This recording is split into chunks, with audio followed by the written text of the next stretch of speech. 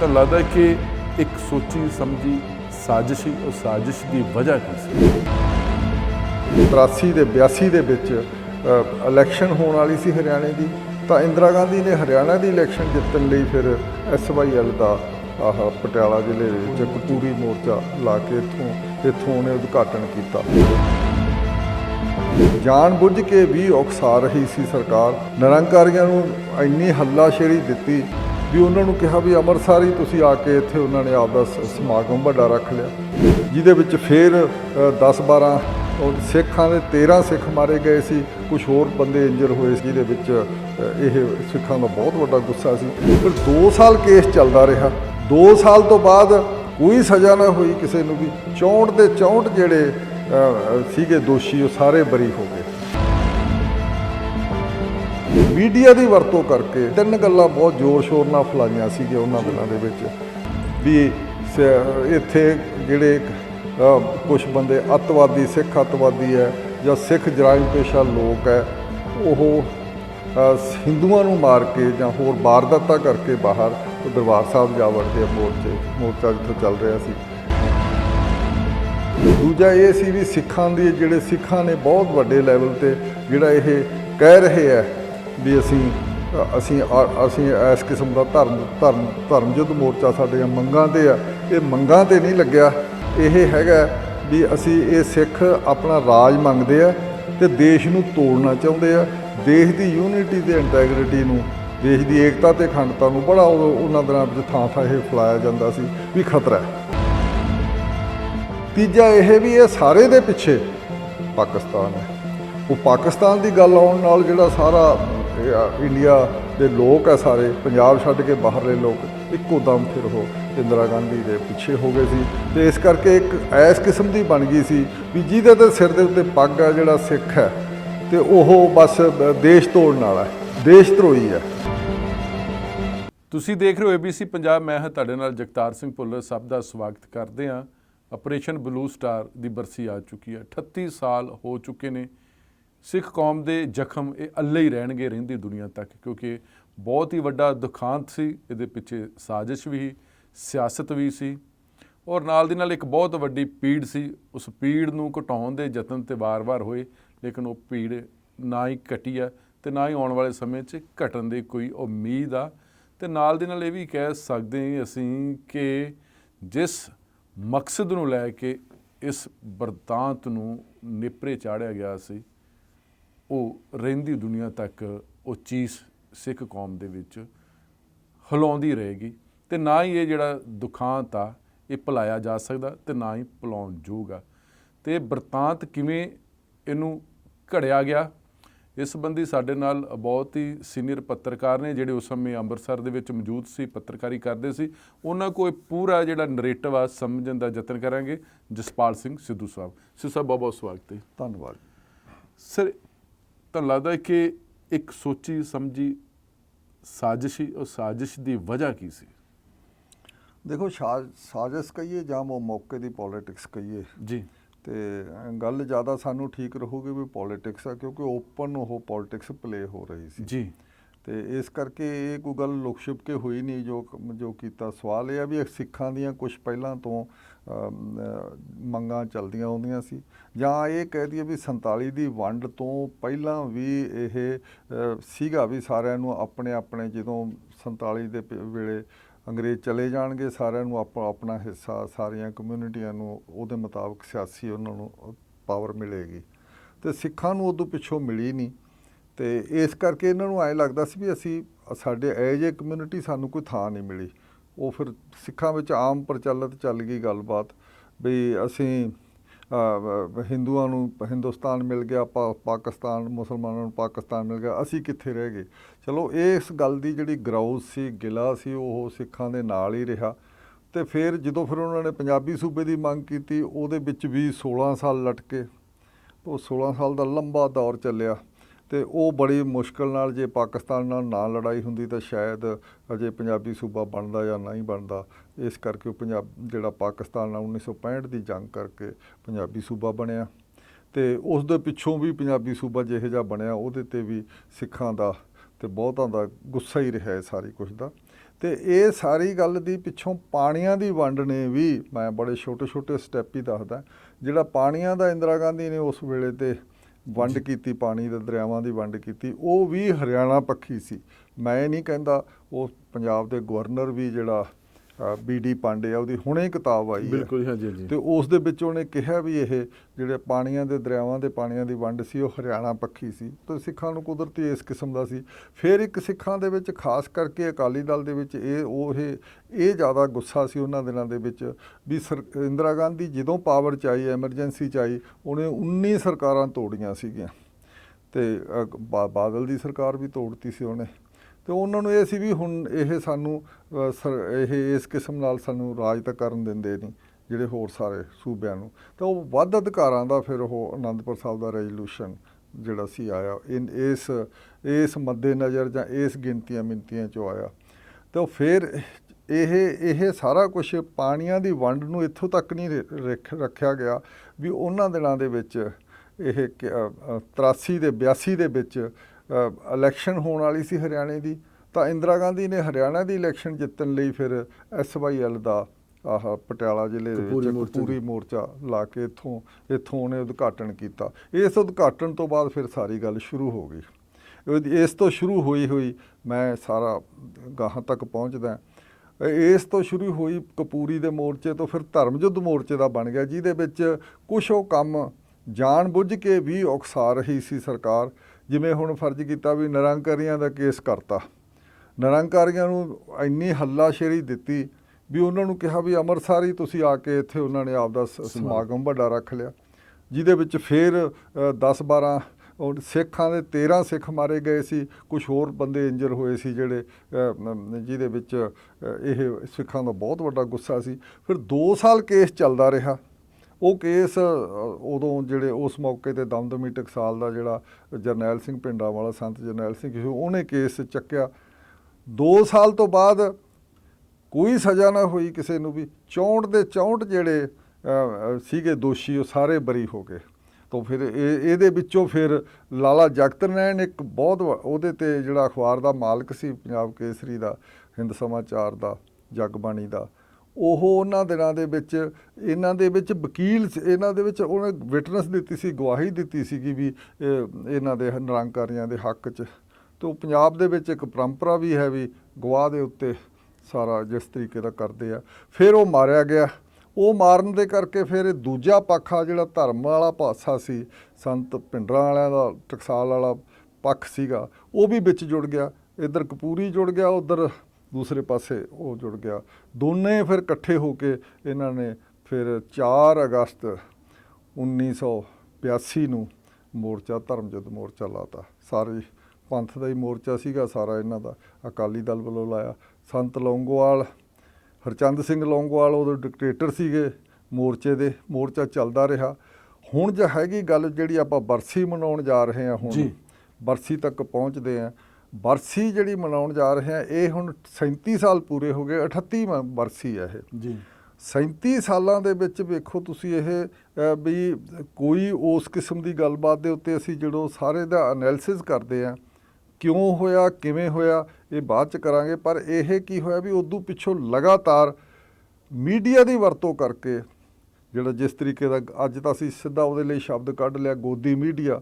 ਉਦੋਂ ਗੋਦੀ ਮੀਡੀਆ ਸ਼ਬਦ ਹੈ ਨਹੀਂ ਸੀਗਾ, ਪਰ ਮੀਡੀਆ ਦੀ ਵਰਤੋਂ, ਜਿਹੜੇ ਅਸੀਂ ਮੀਡੀਆ 'ਚ ਉਹਨਾਂ ਦਿਨਾਂ 'ਚ ਕੰਮ ਕਰਦੇ, ਸਾਨੂੰ ਪਤਾ ਲੱਗਦਾ ਸੀਗਾ ਵੀ ਮੀਡੀਆ ਨੇ 3 ਗੱਲਾਂ ਬਹੁਤ ਜ਼ੋਰ ਸ਼ੋਰ ਨਾਲ ਫੈਲਾਈਆਂ ਸੀਗੀਆਂ ਉਹਨਾਂ ਦਿਨਾਂ ਦੇ ਵਿੱਚ ਵੀ ਇੱਥੇ ਜਿਹੜੇ ਕੁਛ ਬੰਦੇ ਅੱਤਵਾਦੀ, ਸਿੱਖ ਅੱਤਵਾਦੀ ਹੈ ਜਾਂ ਸਿੱਖ ਜਰਾਇਮ ਪੇਸ਼ਾ ਲੋਕ ਹੈ, ਉਹ ਹਿੰਦੂਆਂ ਨੂੰ ਮਾਰ ਕੇ ਜਾਂ ਹੋਰ ਵਾਰਦਾਤਾਂ ਕਰਕੇ ਬਾਹਰ ਉਹ ਦਰਬਾਰ ਸਾਹਿਬ ਜਾ ਵੜਦੇ ਆ। ਮੋਰਚਾ ਜਿੱਥੋਂ ਚੱਲ ਰਿਹਾ ਸੀ, ਇੱਕ ਤਾਂ ਇਹ ਬਹੁਤ ਵੱਡੀ ਫੈਲਾਈ ਗਈ। ਦੂਜਾ ਇਹ ਸੀ ਵੀ ਸਿੱਖਾਂ ਦੀ, ਜਿਹੜੇ ਸਿੱਖਾਂ ਨੇ ਬਹੁਤ ਵੱਡੇ ਲੈਵਲ 'ਤੇ ਜਿਹੜਾ ਇਹ ਕਹਿ ਰਹੇ ਹੈ ਵੀ ਅਸੀਂ ਇਸ ਕਿਸਮ ਦਾ ਧਰਮ ਯੁੱਧ ਮੋਰਚਾ ਸਾਡੀਆਂ ਮੰਗਾਂ 'ਤੇ ਆ। ਇਹ ਮੰਗਾਂ 'ਤੇ ਨਹੀਂ ਲੱਗਿਆ, ਇਹ ਹੈਗਾ ਵੀ ਅਸੀਂ ਇਹ ਸਿੱਖ ਆਪਣਾ ਰਾਜ ਮੰਗਦੇ ਆ ਅਤੇ ਦੇਸ਼ ਨੂੰ ਤੋੜਨਾ ਚਾਹੁੰਦੇ ਆ। ਦੇਸ਼ ਦੀ ਯੂਨਿਟੀ ਅਤੇ ਇੰਟੈਗਰਿਟੀ ਨੂੰ, ਦੇਸ਼ ਦੀ ਏਕਤਾ ਅਤੇ ਅਖੰਡਤਾ ਨੂੰ ਬੜਾ ਉਹਨਾਂ ਦਿਨਾਂ ਵਿੱਚ ਥਾਂ ਇਹ ਫੈਲਾਇਆ ਜਾਂਦਾ ਸੀ ਵੀ ਖਤਰਾ ਹੈ।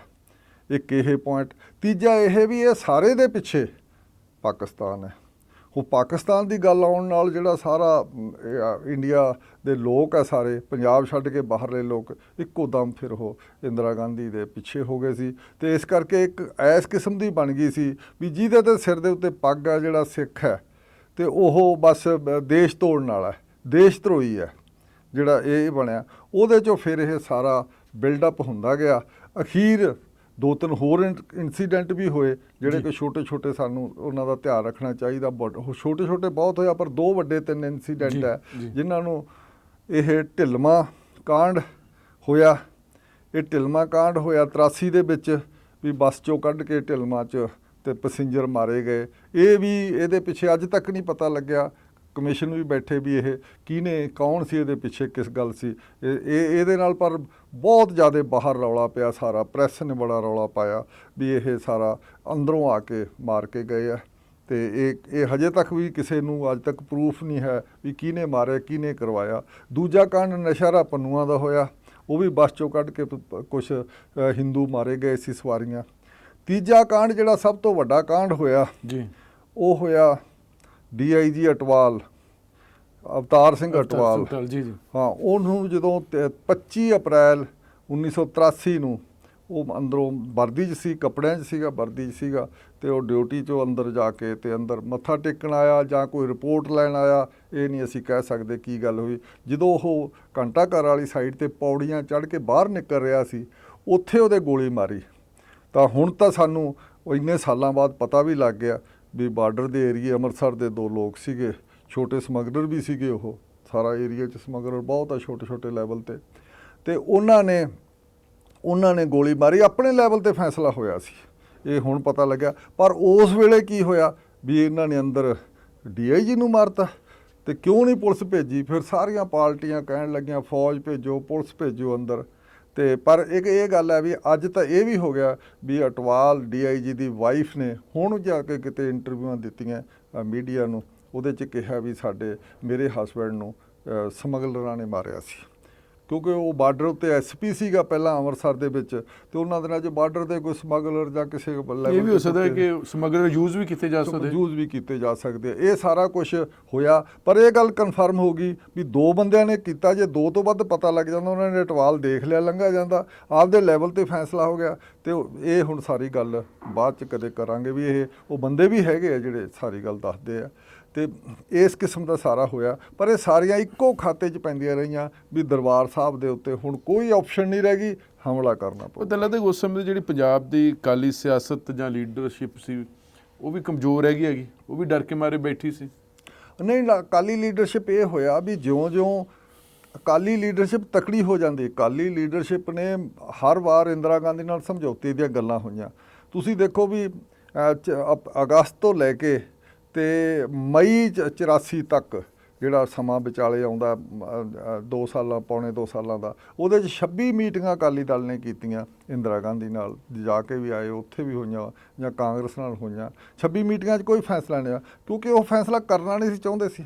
ਉਹ ਨੈਰੇਟਿਵ ਸਿਰਜ ਕਰਕੇ ਇੱਕ ਬਿਲਡਅਪ, ਇੱਕ ਬਹੁਤ ਵੱਡਾ ਗੁਬਾਰਾ ਬਣਾਉਣਾ ਚਾਹੁੰਦੀ ਸੀ ਇੰਦਰਾ ਗਾਂਧੀ ਦੀ। ਫਿਰ ਉਸਨੇ ਉਹਦੇ 'ਤੇ ਸਟਰਾਈਕ ਕਰਨਾ ਸੀ, ਹਿੱਟ ਕਰਨਾ ਸੀ, ਉਹਦੇ 'ਤੇ ਅਟੈਕ ਕਰਨਾ ਸੀ ਦਰਬਾਰ ਸਾਹਿਬ 'ਤੇ, ਉਹਦੇ ਲਈ ਮਾਹੌਲ ਕਰਦਾ। ਇਸੇ ਕਰਕੇ ਮਾਹੌਲ ਬਣਾਉਣ ਦੀ ਖਾਤਰ ਹੀ ਅਸੀਂ ਕਹਿ ਸਕਦੇ ਹਾਂ ਵੀ ਜਦੋਂ ਬਹੁਤ ਪ੍ਰੈਸ਼ਰ ਪਿਆ ਸੀ, ਦਰਬਾਰਾ ਸਿੰਘ ਚੀਫ ਮਿਨਿਸਟਰ ਸੀ, ਉਹ ਜਦੋਂ ਅਟਵਾਲ ਮਾਰਿਆ ਗਿਆ, ਉਹ ਪੁਲਿਸ ਅੰਦਰ ਭੇਜਣ ਦੀ ਤਿਆਰੀ ਸੀ ਪੂਰੀ। ਪੁਲਿਸ ਖੁਦ ਵੀ ਇੱਥੋਂ ਦੀ ਪੁਲਿਸ ਬੜੀ ਬਾਗੀ ਹੋਈ ਬੈਠੀ ਸੀ ਪੰਜਾਬ ਦੀ ਵੀ ਤੁਸੀਂ ਸਾਨੂੰ ਜਾਣ ਦਿਓ, ਸਾਡਾ DIG ਮਾਰਤਾ।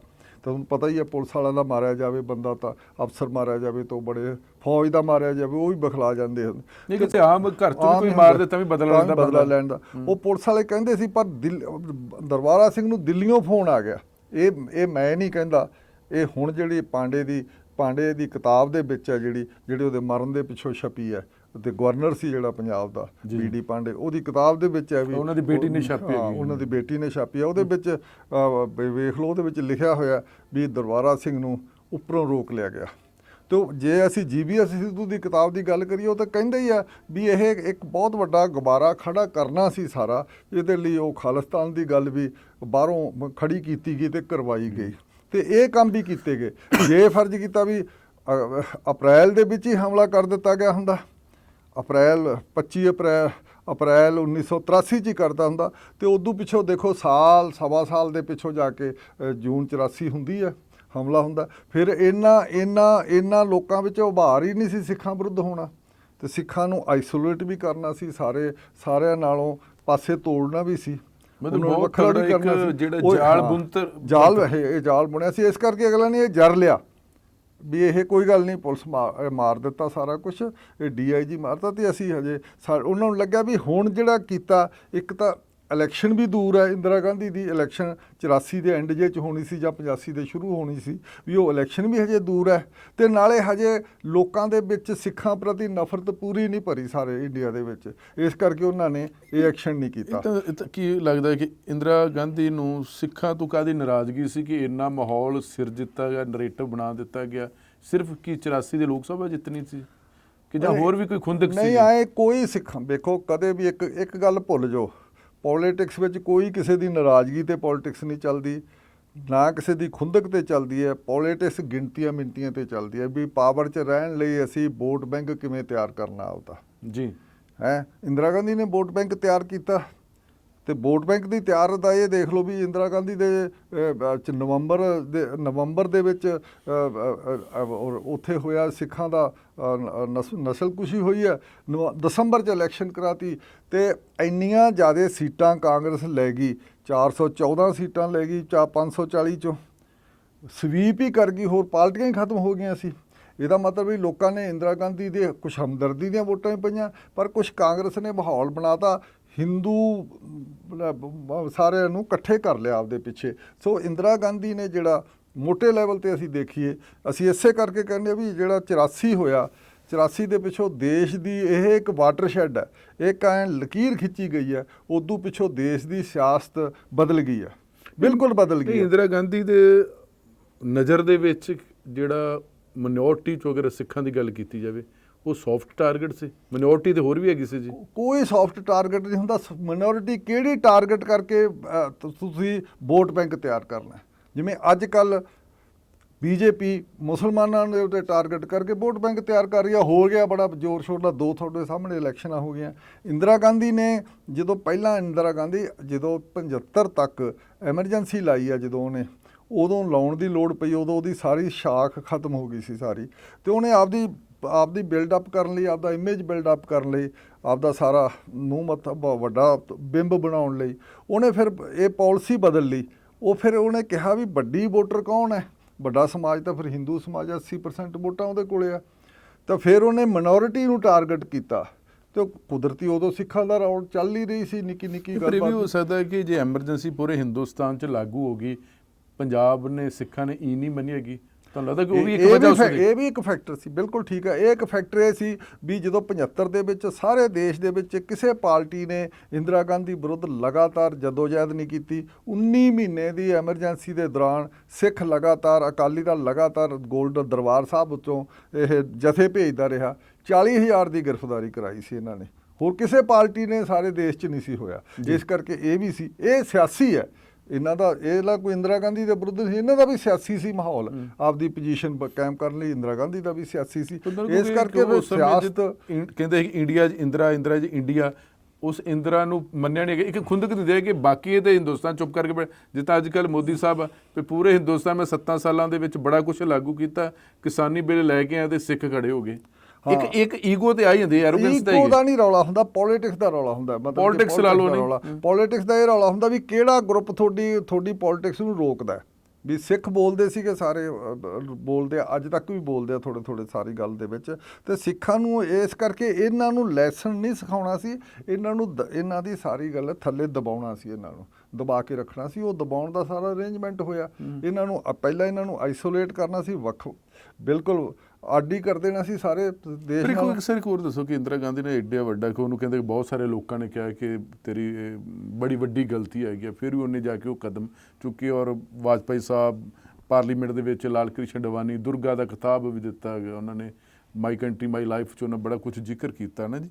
ਤੁਹਾਨੂੰ ਲੱਗਦਾ ਕਿ ਉਹਨੂੰ ਅਹਿਸਾਸ ਤਾਂ ਹੋਏਗਾ ਕਿ ਮੈਂ ਏਡਾ ਵੱਡਾ ਇੱਕ ਲਹਿਰੀ ਹਾਂ, ਦਰਬਾਰ ਸਾਹਿਬ 'ਤੇ ਜਾ ਕੇ ਹਮਲਾ ਕਰਨਾ, ਮੈਨੂੰ ਇਹਦੇ ਉੱਤੇ ਲੈਣੇ ਪੈ ਹਾਂ। ਦੇਣੇ ਦੇ ਲੈਣੇ ਪੈ ਜਾਣਗੇ। ਇਹਦੇ ਉੱਤੇ ਸਾਰੀ ਗੱਲ ਹੈ, ਜਿਹਦੇ ਤੇ ਪਤਵੰਤ ਸਿੰਘ ਦੀ ਉੱਥੇ 2 ਸਾਲ ਬਾਅਦ ਕਿਤਾਬ ਆ ਗਈ ਸੀ, ਫੈਟਲ ਮਿਸਕੈਲਕੂਲੇਸ਼ਨਸ, ਮਤਲਬ ਕਿ ਬੜੀਆਂ ਬਹੁਤ ਮਤਲਬ ਕਿ ਬਹੁਤ ਕਿਸਮ ਦੀਆਂ ਮਾੜੀ ਉਹਨੇ ਗਲਤ ਗਿਣਤੀਆਂ ਮਿਣਤੀਆਂ ਕਰ ਲਈਆਂ ਸੀ। ਹੋ ਜਾਂਦੀਆਂ ਇਹ ਸਾਰੇ ਸਿਆਸਤ ਦੇ ਵਿੱਚ ਜੀ। ਇਹਦੇ ਵਿੱਚ ਕੋਈ ਰੌਲਾ ਨਹੀਂ ਹੁੰਦਾ। ਸਿਆਸਤ ਦੇ ਵਿੱਚ ਉਹਦੇ ਆਪਦੀ ਮੌਤ ਤੱਕ ਪਹੁੰਚ ਗਈ, ਇਸ ਮਤਲਬ ਉਹਦੀ ਗਿਣਤੀਆਂ ਮਿਣਤੀਆਂ ਗਲਤ ਹੋ ਗਈਆਂ, ਗਲਤ ਹੋ ਜਾਂਦੀਆਂ ਹੁੰਦੀਆਂ ਗਿਣਤੀਆਂ ਮਿਣਤੀਆਂ। ਉਹ ਗਿਣਤੀਆਂ ਮਿਣਤੀਆਂ ਪਰ ਸਿਆਸੀ ਸੀ। ਸਿੱਖਾਂ ਨਾਲ ਦੁਸ਼ਮਣੀ ਕਦੇ ਕਿਸੇ ਦੀ ਪੋਲਿਟਿਕਸ 'ਚ ਨਹੀਂ ਹੁੰਦੀ, ਇਹ ਭੁਲੇਖੇ 'ਚ ਹੈ। ਹੁਣ ਜਿਵੇਂ ਫਰਜ਼ ਕੀਤਾ ਵੀ ਆਪਾਂ ਮੋਟੇ ਲੈਵਲ ਤੇ ਜੇ ਡਿਸਕਸ ਹੀ ਕਰਨਾ, ਗੱਲ ਪਾਸੇ ਜਾਂਦੀ ਹੈ। ਹੁਣ ਜੇ ਅਕਾਲੀ ਦਲ ਜੇ ਫਰਜ਼ ਕੀਤਾ ਵੀ ਹਰਿਆਣੇ ਦੇ ਵਿੱਚ ਕਾਂਗਰਸ ਨੂੰ ਲੱਗਦਾ ਵੀ ਇਹ ਚੁਟਾਲੇ ਖਰਾਬ ਕਰਨਗੇ, ਜਾਟ ਇੱਥੇ ਐਲੀਮੈਂਟ ਹੈਗਾ, ਬੀਜੇਪੀ ਨੂੰ ਪੰਗਾ ਪਾਉਂਦਾ ਹੀ ਹੈ, ਤੇ ਉਹ ਫਿਰ ਉਹ ਨਿਕਲ ਨਹੀਂ ਦਿੰਦੇ ਕਿਸੇ ਨਾ ਕਿਸੇ ਤਰੀਕੇ ਨਾਲ। ਓਮ ਪ੍ਰਕਾਸ਼ ਚੁਟਾਲੇ ਨੂੰ ਪਹਿਲਾਂ ਫਸਾ ਲਿਆ, ਹੁਣ ਨਿਕਲਿਆ ਤੇ ਫਿਰ ਫਸਾਤਾ। ਇਹ ਹੁੰਦਾ ਵੀ ਤੁਸੀਂ ਆਪਦੇ ਦੁਸ਼ਮਣ ਨੂੰ, ਜਿਹੜਾ ਤੁਹਾਨੂੰ ਸਿਆਸੀ ਦੁਸ਼ਮਣ ਹੈ ਤੁਹਾਡਾ, ਉਹਦੇ ਲੱਗੇ ਖਰਾਬ ਕਰ ਸਕਦਾ, ਤੇ ਉਸ ਨੂੰ ਤੁਸੀਂ ਕਰਦੇ ਹੋ। ਤੇ ਇਸ ਕਰਕੇ ਇੰਦਰਾ ਗਾਂਧੀ ਨੂੰ ਲੱਗਦਾ ਸੀ ਵੀ ਅਕਾਲੀ ਦਲ ਦੇ ਵਿੱਚ ਕਪੈਸਿਟੀ ਹੈ ਲੋਕਾਂ ਨੂੰ ਮੋਬਿਲਾਈਜ਼ ਕਰਨ ਦੀ। ਉਹ ਕਿਸਾਨ ਮੋਰਚੇ ਵੀ ਆਪਾਂ ਦੇਖ ਲਈ ਆ ਜੀ, ਉਦੋਂ ਵੀ ਸੀਗੀ। ਤੇ ਇਸ ਕਰਕੇ ਉਸ ਕਪੈਸਿਟੀ ਨੂੰ ਇਹਨਾਂ ਨੇ ਨਿਊਟਰਲਾਈਜ਼ ਕਰਨਾ ਸੀ, ਖਤਮ ਕਰਨਾ ਸੀਗਾ, ਉਸ ਨੂੰ ਖਤਮ ਕਰਨਾ ਸੀ। ਉਹਦੇ ਕਰਕੇ ਫਿਰ ਇਹਨਾਂ ਨੇ ਜਾਣ ਕੇ ਮੋਰਚਾ ਲਮਕਾਈ ਗਏ। ਮੋਰਚਾ ਲਮਕਾ ਕੇ ਤੇ ਫਿਰ ਉਹਦੇ ਤੇ ਇੰਦਰਾ ਗਾਂਧੀ ਦਾ ਇੱਕ ਸਟਾਈਲ ਹੁੰਦਾ ਸੀਗਾ ਵੀ ਉਹ ਉਦੋਂ ਵੀ ਉਹਨੇ ਜਦੋਂ ਦੁਰਗਾ ਪਹਿਲਾਂ ਵੀ ਇੱਕ ਵਾਰੀ ਕਿਹਾ, ਜਦੋਂ 71 'ਚ ਉਹਨੇ ਬੰਗਲਾਦੇਸ਼ ਜਿੱਤਿਆ, ਬੰਗਲਾਦੇਸ਼ ਅੱਡ ਕਰਾਇਆ, ਤੇ ਉਦੋਂ ਵੀ ਕਿਹਾ ਸੀ ਵੀ ਇਹ ਸਾਡੀ ਦੁਰਗਾ, ਦੇਸ਼ ਦੀ ਦੁਰਗਾ। ਤੇ ਜਦੋਂ ਪਾਕਿਸਤਾਨ ਦੇ 2 ਟੁਕੜੇ ਕਰਵਾਏ ਆ, ਉਦੋਂ ਵੀ ਉਹਦੀ ਚੜ੍ਹ ਗਈ ਸੀ। ਪਰ ਉਹਦੀ ਚੜ੍ਹਤ ਥੋੜ੍ਹੇ ਸਾਲ ਹੀ ਰਹੀ। 71 'ਚ ਇਲੈਕਸ਼ਨ ਜਿੱਤੀ, 74 ਤੱਕ ਰਹੀ, 74 'ਚ ਡਿੱਗਣ ਲੱਗ ਗਈ, 75 'ਚ ਐਮਰਜੈਂਸੀ ਲਾਉਣੀ ਪਈ, ਨਵਾਂ ਟੈਕਟਿਕਸ ਲਾਉਣਾ ਪਿਆ। ਐਮਰਜੈਂਸੀ ਵਾਲਾ ਟੈਕਟਿਕਸ ਫੇਲ ਹੋ ਗਿਆ, ਚੱਲੇ ਨਹੀਂ ਸਕਿਆ, 19 ਮਹੀਨੇ ਪਿੱਛੋਂ ਵਾਪਸ ਲੈਣੀ ਪਈ। ਤਾਂ ਫਿਰ ਉਸਨੇ ਤੀਜੀ ਜਿਹੜੀ ਚਾਲ ਚੱਲੀ, ਜਿਹੜੀ ਪੋਲੀਟਿਕਸ ਤੀਜੀ ਹੈ, ਉਹ ਹਿੰਦੂਤਵਾਦੀ, ਵੀ ਤੁਸੀਂ ਹਿੰਦੂ ਕਮਿਊਨਿਟੀ ਵਿੱਚ ਹੀ ਤੁਸੀਂ ਆਪਣਾ ਵੋਟ ਬੈਂਕ ਵੱਡਾ ਬਣਾਓ। ਉਸ ਤੋਂ ਬਾਅਦ ਜਿਹੜਾ ਉਹਨਾਂ ਨੂੰ ਸਜ਼ਾ ਦਿੱਤੀ ਗਈ, ਇੰਦਰਾ ਗਾਂਧੀ ਹੋਣਾ ਦਾ ਕਤਲ ਹੋ ਜਾਂਦਾ, 84 ਸਿੱਖ ਨਸਲਕੁਸ਼ੀ ਹੈਗਾ, ਤਾਂ ਲੱਗਦਾ ਕਿ ਉਸ ਤੋਂ ਬਾਅਦ ਰਾਜੀਵ ਗਾਂਧੀ ਨੂੰ ਵੀ ਫਾਇਦਾ ਮਿਲਦਾ ਹੈ? ਮਿਲਿਆ ਹੀ ਹੈ ਫਾਇਦਾ ਉਸ ਨੂੰ, ਰਾਜੀਵ ਗਾਂਧੀ ਨੂੰ ਮਿਲਿਆ। ਰਾਜੀਵ ਗਾਂਧੀ ਦੀ ਹੋਰ ਤਾਂ ਕੋਈ ਕੁਆਲੀਫਿਕੇਸ਼ਨ ਹੀ ਨਹੀਂ ਸੀ। ਉਹਦੀ ਮਾਂ ਦਾ ਕਤਲ ਹੋਣਾ, ਅਸੈਸੀਨੇਸ਼ਨ ਹੋਣਾ, ਉਹੀ ਉਹਦੀ ਕੁਆਲੀਫਿਕੇਸ਼ਨ, ਜਿਹਦੇ ਉੱਤੇ ਉਸ ਨੂੰ 414, ਉਹਦਾ ਨਾਨਾ ਵੀ ਨਹੀਂ ਸੀ ਕਦੇ ਲੱਗਿਆ। ਮਤਲਬ ਕਿ ਨਹਿਰੂ, ਜਵਾਹਰ ਲਾਲ ਨਹਿਰੂ ਜਿਹੜਾ ਐਡਾ ਵੱਡਾ ਲੀਡਰ ਰਿਹਾ, ਜਿਹੜਾ ਆਜ਼ਾਦੀ ਤੋਂ 20 ਸਾਲ ਪਹਿਲਾਂ ਦਾ ਲੀਡਰ ਸੀ, ਤੇ ਫਿਰ ਮੁੜ ਕੇ ਉਹ 17 ਸਾਲ ਪ੍ਰਾਈਮ ਮਿਨਿਸਟਰ ਰਿਹਾ। ਉਹਨੇ ਵੀ ਕਦੇ ਇਸ ਕਿਸਮ ਦੀ ਕਦੀ ਜਿੱਤ ਨਹੀਂ ਹੋਈ ਐਡੀ ਵੱਡੀ ਭਾਰੀ। ਕਦੇ ਵੀ ਕਾਂਗਰਸ ਨੂੰ 30, 32, 35% ਤੋਂ ਵੱਧ ਵੋਟਾਂ ਦੇਸ਼ 'ਚ ਨਹੀਂ ਮਿਲੀਆਂ। 40-50 ਸਾਲ ਰਾਜ ਕੀਤਾ, ਤਾਂ ਫਿਰ ਇਸ ਵੇਲੇ 40-45%, 40% ਸਭ ਤੋਂ ਜ਼ਿਆਦਾ ਜੇ ਕਿਸੇ ਵੇਲੇ ਨੂੰ ਵੋਟ ਸ਼ੇਅਰ ਮਿਲਿਆ, ਵੋਟਾਂ ਪਈਆਂ 'ਚੋਂ ਜਿਹੜਾ, ਉਹ ਰਾਜੀਵ ਗਾਂਧੀ ਨੂੰ ਮਿਲਿਆ ਸਾਰੇ, ਜਦੋਂ ਬਹੁਤ ਜ਼ਿਆਦਾ ਵੱਡੀ ਜਿੱਤ ਕੀਤੀ ਹੈ। ਤੇ ਇਸ ਕਰਕੇ ਫਿਰ ਇਹ ਸਾਰਾ ਸਿਆਸੀ ਤਾਣਾ ਬਾਣਾ ਸੀ ਜਿਹੜਾ ਰਚਿਆ ਗਿਆ। ਤੇ ਕਿਸੇ ਨੂੰ ਕਈ ਵਾਰੀ ਪਤਾ ਨਹੀਂ ਹੁੰਦਾ, ਜਿਵੇਂ ਹੁਣ ਮੋਟੇ ਲੈਵਲ ਤੇ ਲੋਕ ਕਹੀ ਜਾਂਦੇ ਆ, ਡਿਸਕਸ਼ਨ ਦੀ ਗੱਲ ਹੈ, ਦੋਨੋਂ ਲੋਕ ਕਹੀ ਜਾਂਦੇ ਵੀ ਸੰਤ ਨੂੰ ਕਾਂਗਰਸ ਨੇ ਖੜਾ ਕੀਤਾ ਸੀ। ਕੋਈ ਸ਼ੱਕ ਨਹੀਂ, ਕੁਛ ਪਹਿਲੇ ਦਿਨਾਂ ਦੇ ਵਿੱਚ ਕਾਂਗਰਸ ਨੇ ਮਦਦ ਕੀਤੀ ਸੀ ਅਕਾਲੀਆਂ ਨੂੰ ਥੱਲੇ ਲਾਉਣ ਲਈ ਉਹਦੀ। ਜਿਵੇਂ ਹੁਣ ਚੰਦੋ ਕਲਾਂ ਦੇ ਉੱਤੇ ਉਹਦੇ ਅਰੈਸਟ ਕਰਨੀ ਸੀ, ਤੇ ਪਹਿਲਾਂ ਉਹਨੂੰ ਸੁਨੇਹਾ ਵਿੱਚੋਂ ਹੀ ਰੂਲਿੰਗ ਪਾਰਟੀ ਦਾ ਹੀ ਚਲਾ ਗਿਆ, ਤੇ ਉੱਥੋਂ ਚਲਾ ਗਿਆ, ਉਹ ਨਿਕਲ ਗਿਆ, ਮਹਿਤਾ ਚੌਂਕ ਆ ਗਿਆ। ਦੂਜੀ ਵਾਰ ਫੇਰ ਉਹ ਬੰਬੇ ਉਹਦੇ ਪਿੱਛੇ ਜਦੋਂ ਭੇਜਿਆ ਵੀ ਉੱਥੇ ਅਰੈਸਟ ਕਰਨਾ ਸੀ, ਤਾਂ ਬੰਬੇ ਫਿਰ ਮਾਨੂ ਚਾਹਲ ਨੂੰ ਉਹਦੀ ਥਾਂ ਤੇ ਸੰਤ ਬਣਾ ਕੇ, ਉਹ ਮਾਨੂ ਚਾਹਲ ਨਾਲ ਸ਼ਕਲ ਮਿਲਦੀ ਸੀ, ਤੇ ਸੰਤ ਦੀ ਥਾਂ ਤੇ ਉਹਨੂੰ ਸੰਤ ਪੇਸ਼ ਕਰਕੇ, ਤੇ ਇਹ ਸੰਤ ਪਾਸੇ ਰਿਹਾ, ਤੇ ਉੱਥੋਂ ਸਲਿੱਪ ਕਰ ਗਿਆ। ਜਦੋਂ ਆ ਗਿਆ ਮਹਿਤਾ ਚੌਕ, ਫਿਰ ਪਤਾ ਲੱਗਾ ਵੀ ਇਹ ਮਾਨੂ ਚਾਹਲ ਹੈ, ਪੁਲਿਸ ਦਾ ਘੇਰਾ ਪਾਇਆ ਵਾ ਸੀ। ਫਿਰ ਇਹਦੀ ਮਦਦ ਵਿੱਚੋਂ ਹੀ ਹੋਈ ਕਿ ਨਾ, ਕਾਂਗਰਸ ਦੇ ਵਿੱਚੋਂ ਹੋਈ ਸੀ। ਇਹ ਵਿੱਚੋਂ ਹੋਈ ਸੀ ਆਪਦੀਆਂ ਲੋੜਾਂ ਨੂੰ, ਕਿਉਂਕਿ ਦਰਬਾਰਾ ਸਿੰਘ ਤੇ ਗਿਆਨੀ ਜੈਲ ਸਿੰਘ ਦੀ ਲੜਾਈ ਸੀ, ਉਹਦੇ ਚੋਂ ਇੱਕ ਹਿੱਸਾ ਉਹਦਾ ਮਦਦ ਕਰਦਾ ਸੀ, ਉਹਦਾ ਕਰਦਾ ਸੀ। ਸੰਤ ਜਰਨੈਲ ਸਿੰਘ ਭਿੰਡਰਾਂ ਵਾਲੇ ਵਰਤੇ ਗਏ ਜਾਂ ਉਹਨੇ ਇਹਨੂੰ ਵਰਤਿਆ, ਮਤਲਬ ਕਿ ਦੋਨੋਂ ਗੱਲਾਂ, ਦੋਨਾਂ ਲੋੜ ਸੀ, ਦੋਨਾਂ ਦੀ ਲੋੜ ਚੋਂ ਗੱਲਾਂ ਹੁੰਦੀਆਂ ਵੀ ਵਰਤਿਆ ਕੌਣ ਗਿਆ। ਇਹ ਤਾਂ ਬੜੀ ਹੈਰਾਨੀ ਵਾਲੀ ਗੱਲ ਹੁੰਦੀ ਹੈ, ਜਿਹੜੇ ਪਾਸੇ ਤੁਸੀਂ ਖੜੇ ਹੋ ਉੱਧਰੋਂ ਕਰ ਲਓ ਗੱਲਬਾਤ। ਜੇ ਤਾਂ ਅਸੀਂ ਸੰਤ ਵਾਲੇ ਪਾਸੇ ਦੇਖਦੇ ਹਾਂ, ਤਾਂ ਸੰਤ ਇੰਨਾ ਚੁਸਤੀ ਨਾਲ ਇਹ ਵਰਤ ਗਿਆ, ਵੱਡੇ ਵੱਡੇ ਗਿਆਨੀ ਜੈਲ ਸਿੰਘ ਵਰਗਿਆਂ ਨੂੰ ਵੀ ਇਹ ਹੈ। ਤੇ ਜੇ ਅਸੀਂ ਫਰਜ਼ ਕੀਤਾ ਦੂਜੇ ਪਾਸੇ ਸੰਤ ਦੇ ਵਿਰੋਧੀ ਪੱਖ 'ਚ ਖੜੇ ਹਾਂ, ਫਿਰ ਅਸੀਂ ਇਹੀ ਕਹਾਂਗੇ ਵੀ ਸੰਤ ਨੂੰ ਵਰਤਿਆ ਗਿਆ। ਪਰ ਸੰਤ ਆਪਦੇ ਠੀਕ ਥਾਂ ਤੇ ਪਹੁੰਚ, ਵਰਤਿਆ ਸੰਤ ਤਾਂ ਨਹੀਂ ਗਿਆ। ਕਹਿੰਦੇ ਵੀ ਸੰਤ ਦੀ ਐਡੀ ਵੱਡੀ ਚੜ੍ਹਾਈ ਹੋਈ ਉਹ ਦੋਨਾਂ ਬੰਬੇ ਤੋਂ ਬਚ ਕੇ ਆਉਣ ਤੇ, ਚੰਦੋ ਕਲਾਂ ਤੋਂ ਬਚ ਕੇ ਆਉਣ ਤੋਂ। ਉਸ ਤੋਂ ਬਾਅਦ ਫਿਰ ਅਕਾਲੀ ਦਲ ਸਾਰਾ ਬਿਲਕੁਲ ਥੱਲੇ ਆ ਗਿਆ ਸੀ ਤੇ ਲੋਕ ਸਾਰੇ ਬਹੀਰਾਂ ਘੱਤ ਕੇ ਸੰਤ ਵੱਲ ਹੀ ਜਾਂਦੇ ਸੀ, ਸੰਤ ਜਰਨੈਲ ਸਿੰਘ ਭਿੰਡਰਾਂਵਾਲੇ ਵੱਲ ਜਾਂਦੇ ਸੀ। ਤਾਂ ਫਿਰ ਕਿਹਦੀ ਬੱਲੇ ਬੱਲੇ ਹੋਈ? ਤਾਂ ਵਰਤਿਆ ਕੀ ਨੇ? ਵਰਤਿਆ ਤਾਂ ਸੰਤ ਨੇ ਵਰਤਿਆ। ਅਕਾਲੀ ਦਲ ਤਾਂ ਫਿਰ ਇਸ ਕਿਸਮ ਦਾ ਹੋ ਗਿਆ ਸੀ ਵੀ ਉਹਦੀਆਂ ਮੀਟਿੰਗਾਂ ਦਾ ਕੋਈ ਫਾਇਦਾ ਹੀ ਨਹੀਂ ਇਹ ਸੀ। ਵੀ ਚਰਚਾ ਇੱਕ ਨਰੇਟਿਵ ਜਿਹਾ ਦੇ ਸਿਰਜੇ ਆ ਗਏ ਕਿ ਜਦੋਂ ਸੰਤ ਇੰਦਰਾ ਗਾਂਧੀ ਨੂੰ, ਗਿਆਨੀ ਜੈਲ ਸਿੰਘ ਨੂੰ, ਹੋਣਾ ਨੂੰ ਅੱਖਾਂ ਦਿਖਾਉਣ ਲੱਗ ਪਿਆ ਹੈਗਾ, ਦਿਖਾਉਣ ਤਾਂ ਲੱਗ ਤੇ ਗਿਆ। ਫਿਰ ਲਾਸਟ ਇਹੀ ਹੋ ਗਿਆ ਜਿਹੜਾ ਦਰਬਾਰ ਸਾਹਿਬ ਤੇ ਬਿਲਕੁਲ, ਹਮਲਾ। ਦਰਬਾਰਾ ਸਾਹਿਬ ਚੰਦੋ ਕਲਾਂ ਦੇ ਪਿੱਛੋਂ ਹਜੇ ਵੀ ਉਹਨਾਂ ਨੂੰ ਸੀਗਾ ਵੀ ਸੰਤ ਅਸੀਂ ਜੇਬ 'ਚ ਪਾ ਲਾਂਗੇ। ਦੇਖੋ ਇਹਦੇ 'ਚ ਕੋਈ ਸ਼ੱਕ ਵਾਲੀ ਗੱਲ ਨਹੀਂ, 40-50 ਸਾਲ ਕੀ ਅੰਗਰੇਜ਼ਾਂ ਵੇਲੇ ਤੋਂ ਚੱਲਿਆ ਆਉਂਦਾ ਹੈ। ਜਿਹੜੇ ਸੰਤ ਹੈ, ਡੇਰੇਦਾਰ ਆ, ਇਹਨੂੰ ਲੀਡਰ ਹਮੇਸ਼ਾ ਪੋਲੀਟੀਕਲ ਬੰਦੇ ਆਪਦੀਆਂ ਜੇਬਾਂ 'ਚ ਪਾ ਕੇ ਰੱਖਦੇ ਆ ਉਹਨਾਂ ਦੀ। ਅੱਜ ਵੀ ਹੁਣ ਸੰਤ ਦੀ ਜਿਹੜੀ ਟਕਸਾਲ ਹੈ ਹੁਣ ਕਿਸੇ ਦੀ ਜੇਬ 'ਚ ਪਈ ਵੀ ਹੈ ਜੀ। ਉਹ ਸੰਤ ਨਹੀਂ ਤਾਂ ਜਿਹੜਾ ਉਹ ਜਿਹਾ ਲੀਡਰ ਹੈ, ਉਹ ਉਹਨਾਂ ਸ਼ਾਰਪ ਲੀਡਰ ਹੈ ਨਹੀਂਗਾ ਉਸ ਕਿਸਮ ਦਾ, ਤੇ ਉਹ ਟਕਸਾਲ ਪਈ ਆ ਜੇਬ 'ਚ।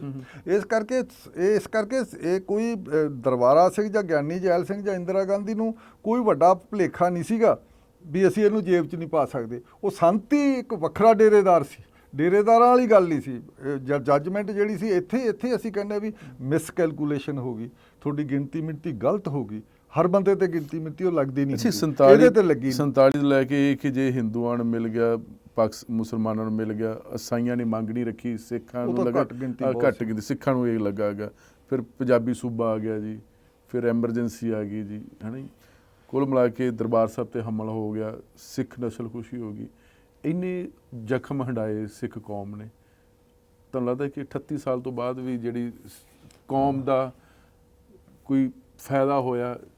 ਨਹੀਂ, ਕੌਮ ਦੀ ਦਸ਼ਾ ਤੇ ਦਿਸ਼ਾ ਕੀ ਰਹੀ ਜੀ? ਦੇਖੋ ਫਾਇਦੇ ਦੀ ਗੱਲ ਹੀ ਹੁੰਦੀ। ਪਹਿਲੀ ਗੱਲ ਤਾਂ ਜੇ ਅਸੀਂ ਥੋੜ੍ਹਾ ਜਿਹਾ ਪਾਸੇ ਜਾਂਦੀ ਹੈ ਸਾਡੀ 84 ਤੋਂ ਦਰਬਾਰ ਸਾਹਿਬ ਦੇ ਹਮਲੇ ਤੋਂ ਪਾਸੇ ਦੀ ਗੱਲ ਜਾਂਦੀ ਹੈ।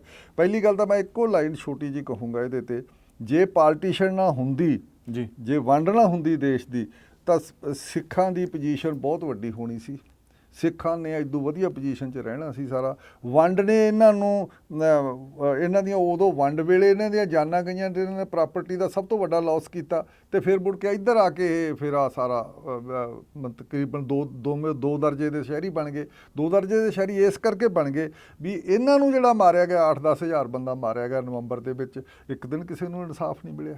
ਇਨਸਾਫ ਕਿਹਨੂੰ ਨਹੀਂ ਦਿੰਦਾ ਹੁੰਦਾ? ਜਿਹਨੂੰ ਅਗਲਾ ਬਰਾਬਰ ਦਾ ਨਹੀਂ ਸਮਝਦਾ। ਨਹੀਂ ਤਾਂ ਸਟੇਟ ਦਾ ਫਰਜ਼ ਬਣਦਾ ਵੀ ਉਸ ਨੂੰ ਆਪਦੇ ਬੰਦੇ ਨੂੰ ਦੇਵੇ ਇਨਸਾਫ। ਵੰਡ ਨਾਲ ਦਿੱਤੀ ਮਤਲਬ ਸਿੱਖਾਂ ਨੂੰ ਪਾਕਿਸਤਾਨ ਦੇ ਨਾਲ ਜਾਣਾ ਚਾਹੀਦਾ?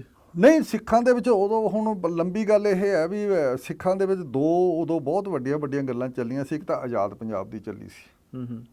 ਇੱਕ ਤਾਂ ਪਹਿਲੀ ਗੱਲ ਤਾਂ ਇਹ ਸਾਨੂੰ ਸਮਝਣ ਦੀ ਗੱਲ ਹੈ, ਸਿੱਖਾਂ ਨੂੰ ਸਮਝ ਨਹੀਂ ਆਉਂਦੀ ਹਜੇ ਵੀ। ਜਿਹੜੇ ਖਾਲਿਸਤਾਨ ਦੀਆਂ ਗੱਲਾਂ ਕਰਦੇ ਆ ਸਾਡੇ ਬੰਦੇ, ਉਹ ਸਮਝ ਲੈਣ ਵੀ ਸਿੱਖਾਂ ਦੀ ਸਥਿਤੀ ਕਿੰਨੀ ਹੈ। ਸਿੱਖ ਐਡੀ ਛੋਟੀ ਗਿਣਤੀ 'ਚ ਹੈ ਜੀ ਵੀ ਉਹ 47 ਤੋਂ ਪਹਿਲਾਂ ਇਹ ਬਕਾਇਦਾ ਇਹਨਾਂ ਨੂੰ ਖਿੱਤਾ ਦੇਣ ਦੀਆਂ ਗੱਲਾਂ ਵੀ ਹੋਈਆਂ, ਪਰ ਖਿੱਤਾ ਕਿੱਥੇ ਦੇਣ?